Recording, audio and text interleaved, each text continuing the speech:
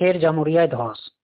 ঘটনাটি ঘটেছে গতকাল রাত্রে জামুরিয়া থানার ইসিএল এর কেন্দা এরিয়ার ৩ নম্বর ধাওড়াপাড়া সংলগ্ন এলাকায়।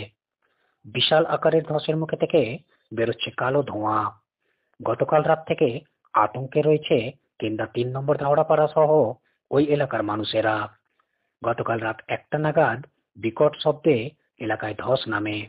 ঘটনাস্থলের ৩০ মিটারের মধ্যেই রয়েছে ঘনবসতি। এই ঘটনার পর ব্যাপক আতঙ্ক ছড়ায় এলাকায়। খবর পেয়ে ঘটনাস্থলে ছুটে আসে ইসিএল এর সুরক্ষা কর্মীরা। ইসিএল এর কয়লা উত্তোলন করার পর ওই অংশ ভরাট না করায় বারবার এই ঘটনা ঘটছে বলে জানা যায়। এই ব্যাপারে ইসিএল কর্তৃপক্ষের সাথে যোগাযোগ করলেও কোনো প্রতিক্রিয়া পাওয়া যায় নাই।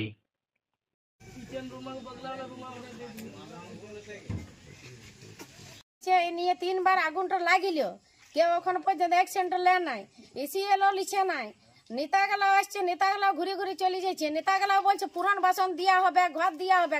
একবার লাগলে স্কুলকে নিয়ে চলে গেল, চলো চলো চলো, ঘর গরম হয়ে গেল, নিয়ে চলে গেল। এখনো পর্যন্ত কিছু অ্যাকশন নাই। এখানে আমাদের ছেলে পেলে কি মরবে না? তাহলে ডুডার চালানো হয়েছে এখানে। কটার সময় হয়েছে? এইটা হয়েছে রাত 1টার সময়। রাত 1টার সময় এখানে কেউ অ্যাকশনটা লে না, কেউ আসে না আমাদের এখানে। কতটা আতঙ্কের মধ্যে রয়েছে? অতটা আছে আতঙ্কটা না, কতটা ভয়ের মধ্যে রয়েছে? ভয়ের মধ্যে রয়েছে না, ভয়ের মধ্যে এখানে অনেক আগুন লেগে আছে। ধরো এখানে লেগেছে, কাল দিনে ওখানে আমাদের ঘরের বাড়িতে আগুনটা লাগিবে।